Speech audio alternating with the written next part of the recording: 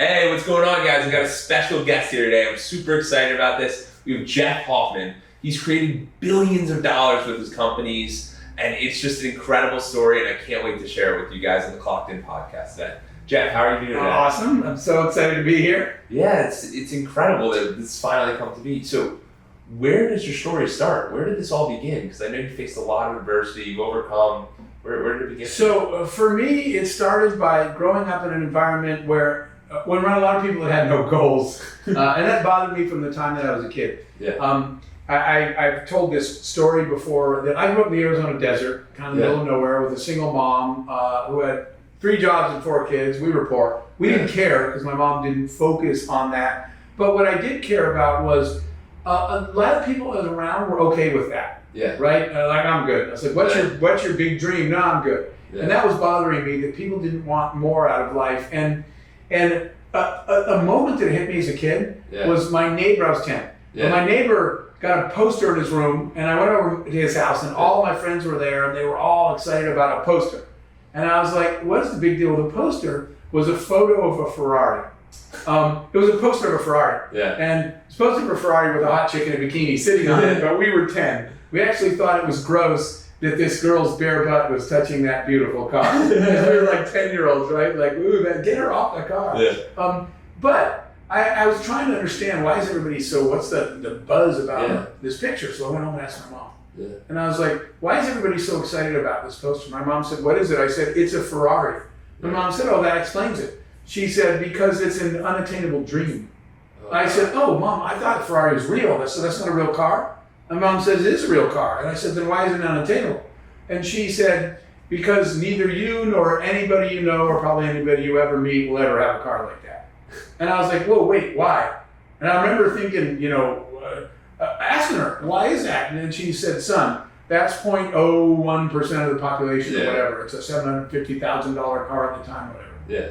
And I said, okay, Mom, but someone drives that car. Those are real. Yes. She said, yes, just not you. And not anyone you know. And I said, okay, wait, Mom, but someone drives. She's like, son, drop it, right? And I was like, I go to school the next day. Now I'm really curious. And I'm asking my friends, I'm telling them. So one day when I grow up, I'm going to buy a Ferrari. And everybody laughs. I was like, why is that funny?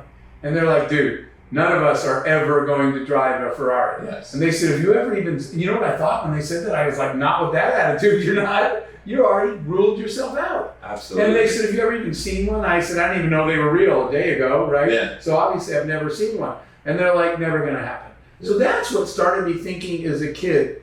Why don't people have bigger dreams? Why do they just accept? Why do they cancel themselves on day one? Because everyone around them says it's unachievable. So from childhood, I was like, I want to pursue big goals. I don't even care about cars or Ferraris. That wasn't the point. What I cared about was not being told no. I don't even want the freaking car. I just want to be able to buy it so that people can't tell me I can't. But that's the mindset I had when I was a kid, that you should be able to determine, no one should put a ceiling over you. You should be able to determine what you're capable of doing. So I always set crazy big goals that everybody called my stupid dreams all the time. But I was like, I'm at least giving myself a chance. I might not ever drive that car, but I'm going to try for it. The rest of you have already given up before you start. And that's the best part about this, is because so many times we don't even give ourselves a chance. Like, we're not even trying.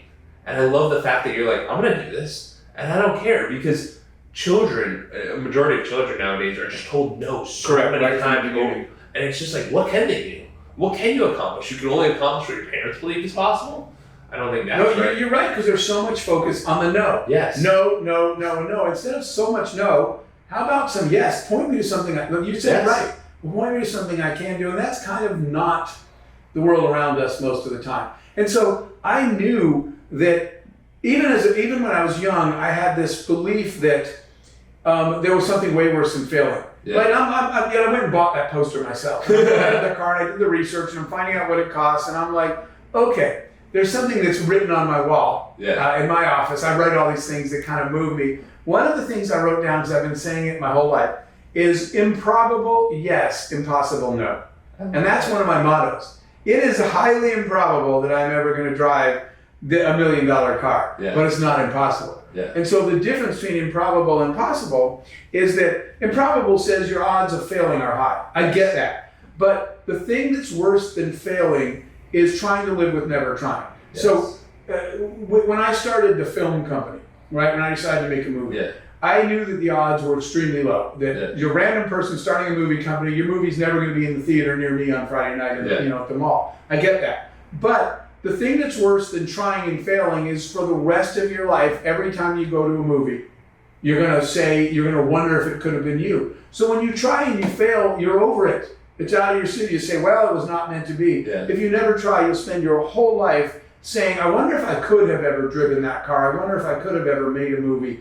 Just take the shot. Yeah. Either way, you're over it instead of thinking about it the rest of your life. That was kind of my mindset. That's so big because there's so many of us that are like, I need to get this job and get this promotion, blah, blah, blah, blah. And it's nonsense. It's all nonsense. And I tell my group with that, with Edwards Consulting, because we talk about mental health, physical health, community service, philanthropy, spirituality, and relationships. And I'm like, guys, there is so much more outside of life that is not the work, that is these other ideas that, like, you have to realize anything is possible. Anything is. And I love that you cover those 5 areas because blending them together is the ultimate success, right? Success isn't just, and I tell people this all the time, I have billionaire friends that are miserable. And I have friends with no money that are the happiest people I know. I have really famous friends who are miserable, and I have people that are absolutely not famous that are happy. So clearly, just because you made money, all that did was fill one of those gaps in your life. Absolutely. But true success or true happiness is trying to, what you said, cover all those bases. So you're right, it's much bigger than just your job. Your job and your career take a large percentage of your time, but part of that is because you let them. Yes. Right? If you try to find a way to weave those things together, my example of that was all I ever really wanted to do was see the world and get out of my little desert town and meet people that didn't look like me. So guess what? I started travel companies because I wanted to travel. Yeah. So instead of saying my job's in this silo or this bucket over here, and my passions are over here, and my philanthropic goals are someday, try to weave all that stuff together. And it's doable instead of believing that it's not. And it makes so much more sense because it's, how do we make this work together? Like, it was funny because you have the idea of the golden triangle, and I was doing research, and it said reach out to people, the 10 people, and ask them what they think you're best at. Yep. And I actually did that last night. Oh, you did? I did that last night. How did you find out? And it was interesting because I started doing, some people were like communicator, some people were relationship management, some people said my brain power, my persistence, some people said follow up, some people said never give up. That's interesting. Wow. Yeah, so they said all of these things, and I started to sit there, and I'm like, oh, interesting. Is that because they watch these podcast clips, and that's what they think top of mind? I don't know. That's interesting. Because I was going through this, because I'm like, wow, like this is like my friends, I asked my parents, I asked people that I work with, I asked other colleagues, I asked people who, and it was interesting, because people who did see me in social media, they said one thing. People who did, they said another thing. So then people who were like, it was just very interesting what was top of mind to certain individuals. That's a great process, but it's a triangulation, right? You keep narrowing down till you find the one or two, the smaller number of things that you're really, really good at. To focus on. Well, so it takes a while to do that. It takes time. I never even thought about this because the list was so long, and when I started grabbing everybody, like, one person sent me 12 things. And I'm like, this is too much. What am I best at? Like, tell me the best one. Yeah, the exercise is supposed to be the one most important, right? The one most powerful thing about it. They're only supposed to give you one answer. Absolutely. But I mean, it was such an interesting component because it allowed me to see from another perspective what people thought about. That's why I ask people to go ask 10 people or more to tell you what they see. Yeah. Because we don't do that usually. We wonder what they see. We even stress about what other people think about us, but we don't usually say, can you just tell me this? Straight up ask, because that feedback. But in terms of finding what your superpower is, it grows as you grow, and it changes as well. I actually started out in the tech space as a tech person because I thought I was pretty good at it. Then I hired some rock stars who asked me, literally, we were all writing code. That's my degree. And my own team said, dude, you need to stop helping us. And I was like, this is what we do. We're a software company. And they're like, yeah, but we're all good at it and you suck. That was a hard day in my life. Yeah. I was like, wait, I suck at the thing I do for a living? And they're like, compared to us, yes. And I said, okay, I did hire you because you're rock stars, and like, stop helping us. Yeah. And I thought my life was going to be in the tech side until I found rock star tech people. Yeah. And I said, what is it you guys want me to do?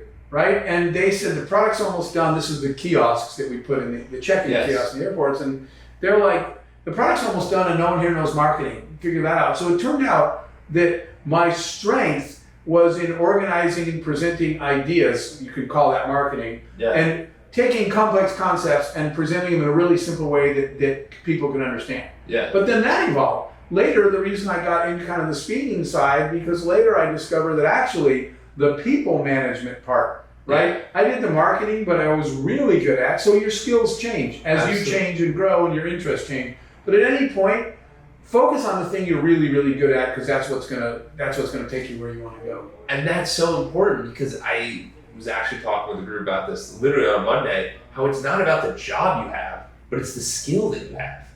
And like each job you do, you get a different skill. And now you got a skill tool chest. So you can jump around, you can do different things, and that's how these things are able to happen.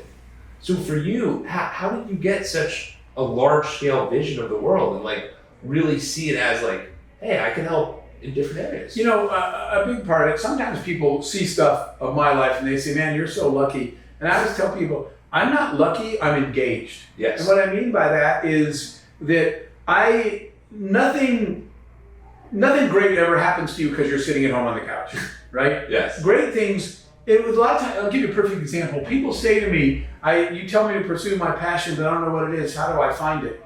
And I have to tell them, stop looking for it because you're forcing it. That's like literally deciding one night, tonight I'll have a girlfriend. And you're going to the bar, you're going to probably come home with a girlfriend who's probably not going to be at all what you were looking for because you were so determined that tonight you're going to have a girlfriend. You can't just find your passion.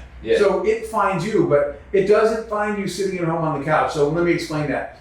The more engaged you are in the world, the more places you go, the more things you do, the more people you meet, the more likely you are to stumble across ideas that you would have never seen before. That light you up, right? You just lit up and say, oh my gosh, that's so cool. I want to be part of that. Or people that are going to change your life because you're like, Jordan, what are you doing? I want to do that with you. So that's why I tell people, get engaged, get off the couch and go out in the world as much as you can. I've literally, sometime one day, just to give you an example of it, there was a company I would drive by every day, and it had the name of the company, I can't remember what it was now, but the name of the company always intrigued me. And I would drive by and say, wonder what they do. And I'd wonder that every day. And one day I was like, why don't I just keep driving by? So I made a U-turn and I pulled into their parking lot and I walked in and the receptionist said, can I help you? I said, what do you guys do? And she said, you just walked in here and you don't even know what we do? I said, I'm just driving by and I'm curious. And she's like, she was looking at me like I was going to rob the place or something. But the owner happened to be there. And the owner's like, why are you asking? And I said, I'm just curious. I said, I'm curious about what you do for a living and I'd like to learn. And he said, well, I love to talk about what I do. Sit down. Well, it turned into a massive business relationship. I love it. Because I just randomly drove by. Allowing your curiosity some time of the day. Most of the day you have to focus on what you're doing. But you should schedule time to wander. Mentally, if you're doing it online, physically. So go places you wouldn't go. Sometimes I go to a conference and I have no idea why. I went to the HR conference once. I don't work in HR. I wound up coming home with the woman that ran HR for my next 4 companies, a big rock star. Go out in the world, explore things, meet people. I talk to strangers everywhere. And you never know who you're going to meet. Sometimes it doesn't go well. And then sometimes you meet life-changing people because you just struck up a conversation. So I think that's where, for me, my interest grew because I was out asking people, so what's your story, Jordan? Tell me what you do. Where did you come from? And things that's how your passion finds you, because someone talks about something and you're like, I want to go with you. I want to do that. So get engaged. And it can be in a multitude of different avenues because we think, oh, I'm in real estate, it's got to be real estate, or I'm in financial advising, it's got to be financial advising. And it's like, no, there's a million different things. And that's one of the main reasons I do the podcast. Because it allows me to meet all kinds of, right. And I don't have to just be, oh, Jordan, the curious question guy. I'm just asking questions. It's the job of the role. So but it's perfect. That's also one of the most important skills you can develop is asking questions and asking the right questions, right? Because that's how you uncover those things and those people that you want in your life. You ask enough questions, and you'll finally get to things that really light you up, really capture your attention. So being good, that was a skill I didn't have that I learned. Yeah. Learning how to ask good questions is so important. Yeah. I mean, obviously that is your skill, but most people aren't good at that, and they should work on it, because otherwise you might have been chatting with somebody and you missed the single most important thing about that person that you would have totally related to because you didn't ask that. Absolutely. People don't realize, and they go, like Jeff just said, that's my skill. We're 130 episodes into this podcast. It hasn't always been the skill. It takes time. It's a learning experience. And that just lets you know that there's many reps that it takes. Now, Jeff, one of the most interesting things about you that I find is your global nature and your travel. How do you think about travel and philanthropy, and how do you couple these together? So they did come, one did lead to the other, but the travel bug goes all the way back to the same story when I was a kid in that little desert town. And when I hated my life, which at some point, like middle school age, whatever, at some point every kid does. And I had, we didn't have money, so it's not like I had a lot of things, but I had a globe that my mom bought. And when I would have a bad night, I would escape my life by spinning the globe, picking a country, and then spend the rest of the night reading about that country. Really? So by the time I went to sleep, one time it was Morocco. I was far off dreaming of trekking on a camel in Marrakesh, and my whole world was gone, right? Yes. Because there's the whole rest of the world out there that your problems are actually like that. The whole world, the sun still rises and everybody's still riding their camel in Morocco, sitting in traffic in Mexico City, whatever. So when I would explore the world like that, it would help with my perspective, because I would think, okay, there's a whole world out there, so the stuff I'm dealing stressed about isn't that big of a deal. But I read, the life-changing moment was that I read a quote in a book in school by Mark Twain. Yeah. And the quote said, "Travel is the fatal enemy of prejudice." Yeah. And I spent the evening asked my mom if we could sit down and talk, because I felt it in my heart. I didn't know why. But I said, that message is speaking to me.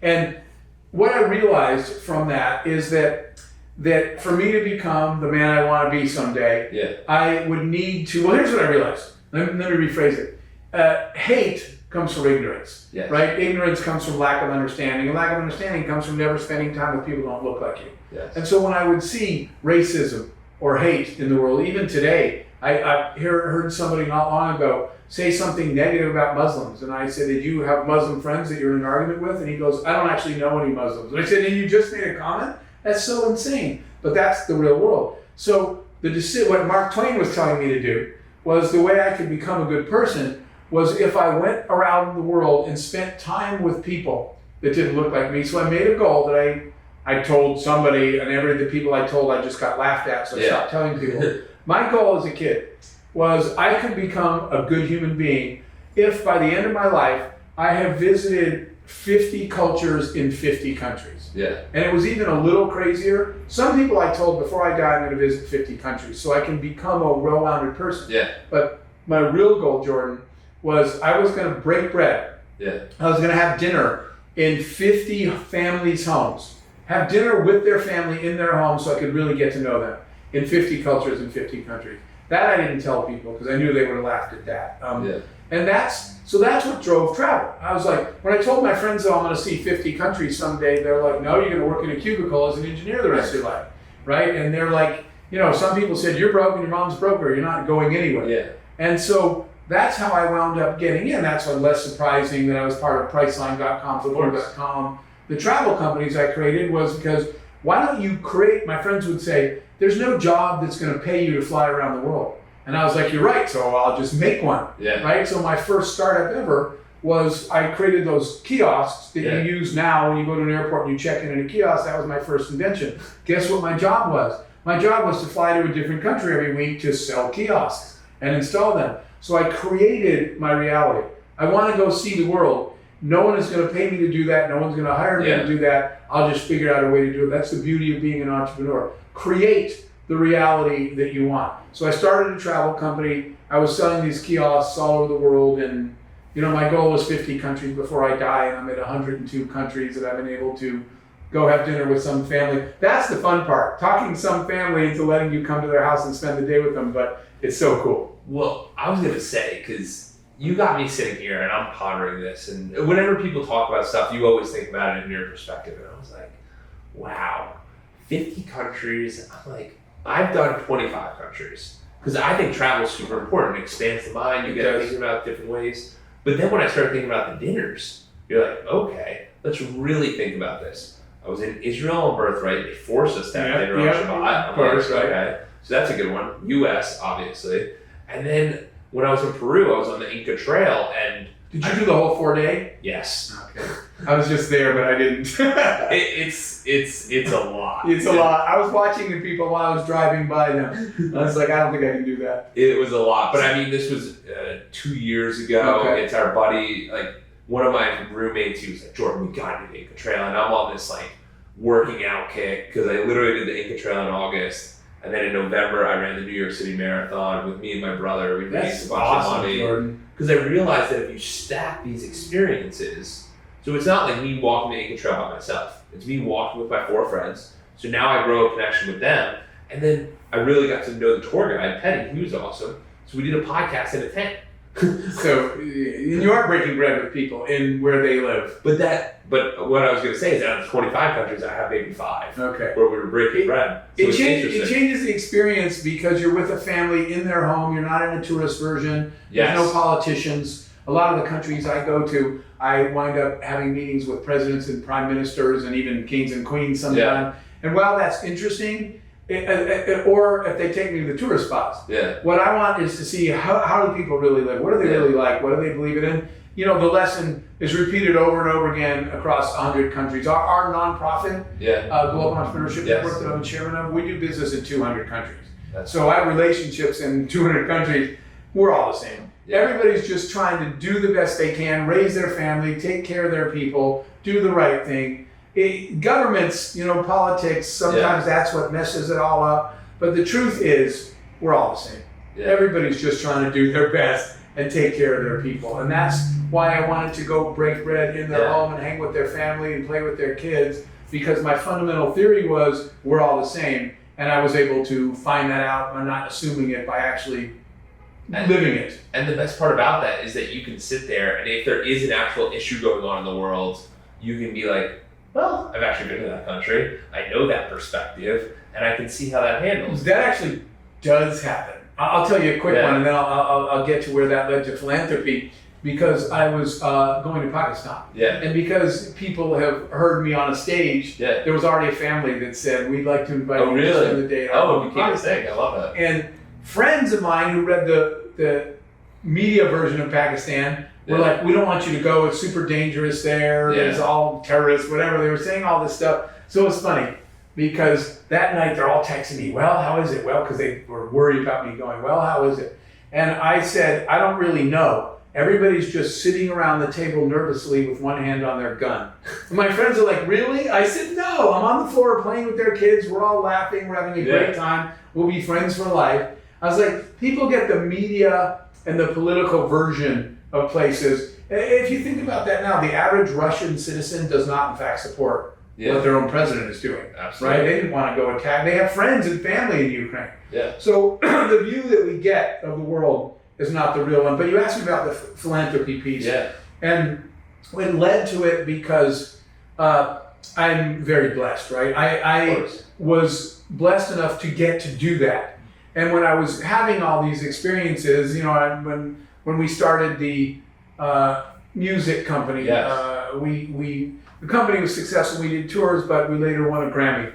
And I got to stand on a Grammy red carpet and win a Grammy, and we won 2 Emmys in television. And so one day I was sitting and thinking, I have way more than my fair share of blessings. Now, granted, I worked really hard and put myself in a position to have those things, but still, I'm very lucky and very blessed. So I realized that I want everybody to have a chance to live whatever their version of a blessing is, right? And so that's where the philanthropy, I finally actually quit. I made a commitment to giving back by saying, the way I got here was entrepreneurship. I started my own companies, I built my own jobs, I created my own reality. That's a skill set and a mindset, just happens to be called entrepreneurship. Yeah. So my commitment, my give back was, as thanks for everything I've received, I will spend the second half of my life teaching as many people as I can, helping them have a better life. Yeah. And either in my youth charity, which is called World Youth Horizons, literally, we literally build homes, right? We feed people, we give them homes, we send them to school, we build schools. But as you scale, those are for children. Yeah. But as you get to adults, we teach them how to help themselves. So we do that in 200 countries now, the Global Entrepreneurship Network. So the philanthropy was me saying, I've been very blessed. I need to get other people to where they're trying to go. And you can't help everybody that you want to help, but you can teach them how to help themselves. And that's where the entrepreneurship comes in. So that's what I spend my time doing now. Either we're working with children in our youth charity, or we're working with adults and teaching them how to help themselves by creating businesses so they can take care of the people they care about where they are. Yeah, because it's just so amazing. And I know you have countless examples, but I've heard about the Jam Lady. Oh, you have? Okay, that was one of my all-time favorites. Because it's not just like Jeff has these stories and we hear about these things and it's like, well, what does that even mean? This example is a perfect example. So at the time, that was Obama time. Yeah. And Obama had I don't do politics, right? I'm focused on entrepreneurship, but Obama had an office of entrepreneurship. So the White House asked me to advise him on entrepreneurship. So one of the things that he asked me to do was to go to Egypt post-revolution. So now people in Egypt had not been free to do their own thing, right? Because they were living under the dictator. He was ran out, the revolution happened, and now if you're an Egyptian, you're actually allowed to start a business. Yeah. And so now Egypt needs to be rebuilt. Yeah. So Obama said to me, would you go over there and teach them entrepreneurship? So that's what I was doing. So you have all these Egyptians in the room that are ground zero. They're adults, but they're at ground zero. They've never been free before to do their thing. And they care about their country. They care about the people around them. So a bunch of women came to see me from basically the village. And people didn't live well. And they didn't have much. And they didn't even live paycheck to paycheck because they didn't have paycheck to paycheck, right? You eat when you can and you make money when you can and you do your best. And I asked what the goal was. And their goal was to create jobs and income, stability for these people. But what was funny is they'd come to my class every day, and I was willing to buy lunch, knowing they couldn't. Yeah. But they all had sandwiches. Yeah. And one day the second day, I noticed that they all had the same looking sandwich. And I said, you all eat the same thing every day for lunch? And they said, well, kind of. And I said, what are you eating? And they said, well, it's a sandwich with fresh jam. Yeah. And I said, is that an Egyptian thing? And they said, well, not really. It's a her thing. Yeah. And I said, what's the story? And they said, this woman makes homemade jams. It's her hobby. And they're so good that we'd rather walk to her house, get a sandwich from her, and carry that with us all day than bring her own lunch or get her own lunch. Yeah. Because her jam's that good. Yeah. So I turned to her, asked her name, and I couldn't pronounce her name at all. It was a complicated Egyptian name. And I said, all right, so listen, Jam Lady, right? And they're all laughing, and I just called her Jam Lady. And I said, tell me the story. And she said, it's my passion, right? Yeah. I actually grow the fruit and make jam in my house and give it out to my friends and everything. Yeah. And I was like, if all these people are walking to your house to get your jam, this is a business. So I'll cut to the chase. What happened was we taught her, the rest of the women helped, and we decided to launch the Jam Lady. Yeah. And so we turned it into a business. We did a microloan. You know what she needed for all the equipment she needed to turn her, quote, to get a kitchen, which she didn't have to bring, was the equivalent of $200 US.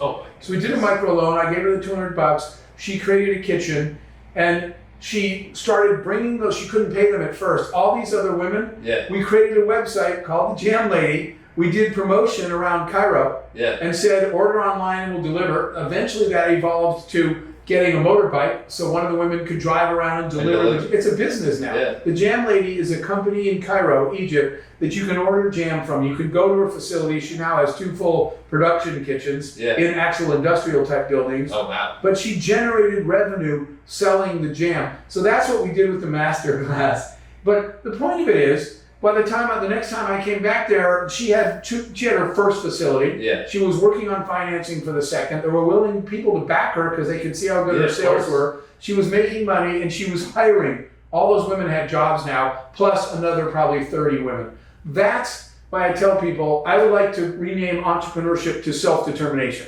Entrepreneurship is the ability for you to design your own future. Yeah. And that's why that's kind of what drove our philanthropy work, because that's how the model works. We teach a woman like that, she hires everybody else. And if that story doesn't light you up, because the coolest thing about that is that there's probably people listening right now who are doing the same thing. They're like, oh, I'm delivering food, or I'm doing some activity, or I have these bracelets. And it doesn't have to be this big thing, but it's something you enjoy. Yes. So why not share that joy with the rest of the world? You're passionate about it, which means you're probably good at it, and there is a market for it. Yeah. And that way, what you and I said earlier in this discussion, that way you can turn your passions into your business instead of having a job that you don't really like and trying to do your passion on the side. Yeah. And it just takes a little bit of time and a little bit of energy, but it takes that ability to try different things and not be brought down because I've heard you talk about it before, where it's like sometimes we're not in the right environment, and sometimes we got to get in this different environment. Like you talked about it, where it's like in the corporate America, you're like, yeah, I just didn't fit in, and then I go to entrepreneurship, and everyone's kind of like me. It's cool. Yeah. You have to find your tribe. Yeah. And a lot of times that means changing two things: the environment you're physically in, and the people you surround yourself with. Yeah, because it just doesn't. You have to be brave enough to do that sometimes to just move on and just start fresh somewhere else and with different people. So what would you recommend to somebody who's kind of teetering on that edge of entrepreneurship, not really sure? How can they go about that's that? a great question. And the answer is mentorship. Yeah. What you should do is find a mentor. Okay.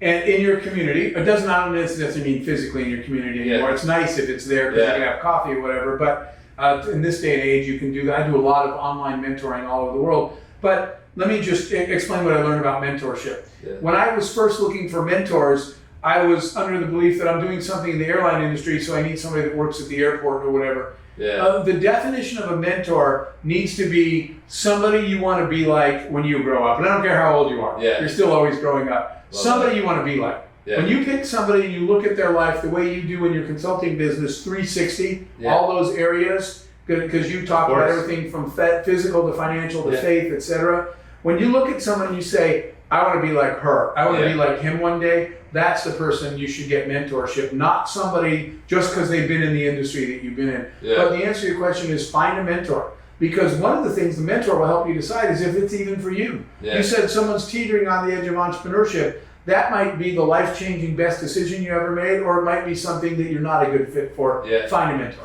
Yeah, and it's so important to find a mentor because it's also interesting.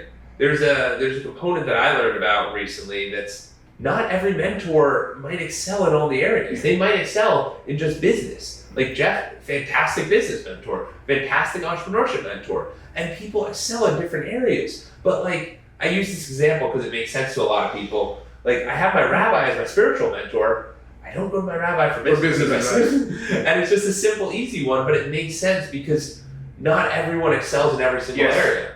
Because and I can imagine where you're at, the higher and higher echelons and the higher levels, like it becomes like a nitty-gritty component of finding a mentor in a specialized area. And that's why I said tribe. Yeah. Because you need more than one person. You're exactly right. I used the word tribe earlier. You need to find your tribe. Yeah. Because one person won't, like you said, one person won't be good, won't fulfill everything you need. But if you have a tribe, you know who to go to in your group for different things. Yeah. But you got to go out and find that tribe and reach out. And you got to be honest about the people around you that are not contributing, that are negative energy. Stop hanging out with them. That's a hard decision. Stop hanging out with them. And build a tribe of the right people. How do you think about that when it's like, is this person good for me or is this person? Because I've seen, and I can imagine there's so many people coming into your lives, good, bad, you don't know. So how do you figure out that trust barrier? Yeah, I think that you overlay on that, what are your goals? Yeah. Where am I trying to grow? What am I trying to do? At any moment in your life, I tend to do my life in 3 to 4, for all those years, with 3 to 4 year segments. Really? I never had a 20-year plan. You have long-term goals that went out there. The 50 countries was across my whole life. Of course, yeah. But 3 or 4 years you can focus on and set goals. You have no idea what's going to happen next, 9/11, COVID. So much changes you don't know. But during those time periods, you should set goals. I'm trying to grow in this way. Let's use an example that you have not been loyal to your faith and your spirituality is important to you. And you say, I need to focus on my faith. It could be physical. Say, I've never tended to my health and for the next few years, I need to reset myself so that I live the rest of my life as a healthy lifestyle. Yeah. When you pick whatever those goals are, lay them out, and then it's easy for you to look at the people around you and say, do they contribute to this goal or do they detract from it? Like, if you're trying to live a healthy lifestyle and you have friends that want to go out and get wasted drunk every single night and are, whatever, you might say, you know what, guys, if that's, you're free to continue doing that, but I don't want that lifestyle anymore. You have to move on. Yeah. And it's hard to make those decisions, but make them based on your goals. Are people helping you get where you're trying to go? Are you contributing to each other? And when you're not, stop. Absolutely. And sometimes it's finding people in different areas. So maybe some people might be doing that whole drinking and you might be about that or not about that, but then maybe you do like tennis with them, or you do another sport and you see them only in another context, because we find ourselves, that's what I found at least, like you just have to separate it and figure it out and work in a manner that works for everything. So Jeff, how do you think about travel and working? Because I mean, obviously you mush them all together, which is incredible, and most people dream of, I want to travel, I want to see these things, I want to go to these places. But do you ever have the issue of like I'm gone, so how do I maintain business? How do I maintain the philanthropies? How do I maintain the media? How do I maintain it all? It's hard. There's no question that it's hard. But you know what I always tell people when they frown, they cringe and say, oh, that sounds hard. Guess what? Winning is hard, right?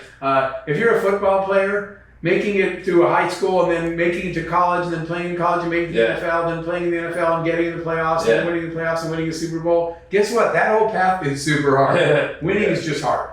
So you have to be willing to have the work ethic to put the work in. That is one thing I will say. I've never, from the time I was 10 years old, knocking on doors in the 112-degree Arizona sun, asking people if I could clean out their garage for a few extra bucks.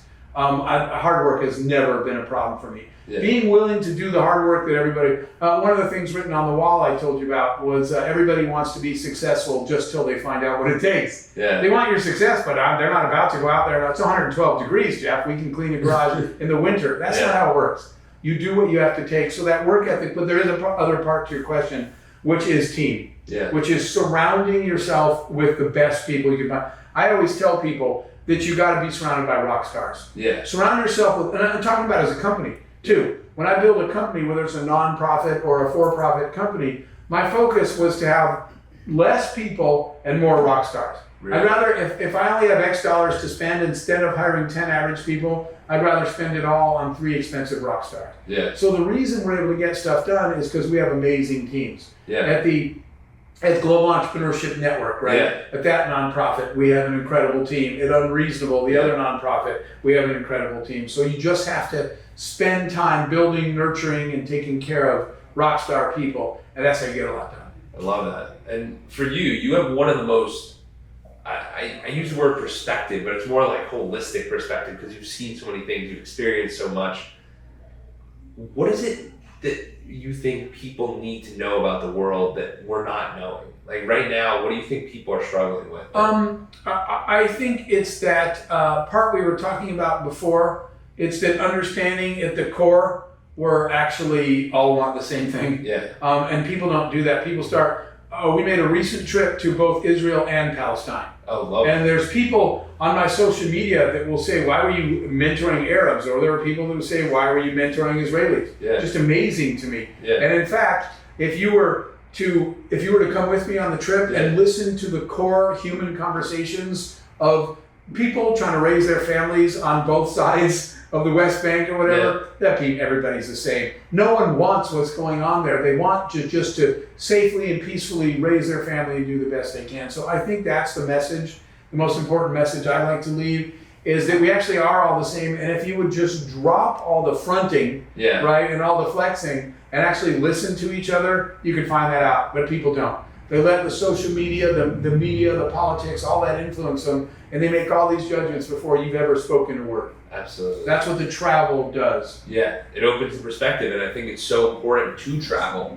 Even if you find it difficult to, try to make it happen. Go on a trip, volunteer, do something. And that was a goal of building a company like Priceline. We were trying to make travel more affordable to more people. Yes, we were trying to build a profitable business. Of course. But we literally did have conversations about how cool would it be if we could bring down the cost of travel so people that didn't used to be able to afford to could travel. That was a real goal. Well, funny enough, I grew up literally with Priceline, and it's cool because you were the target.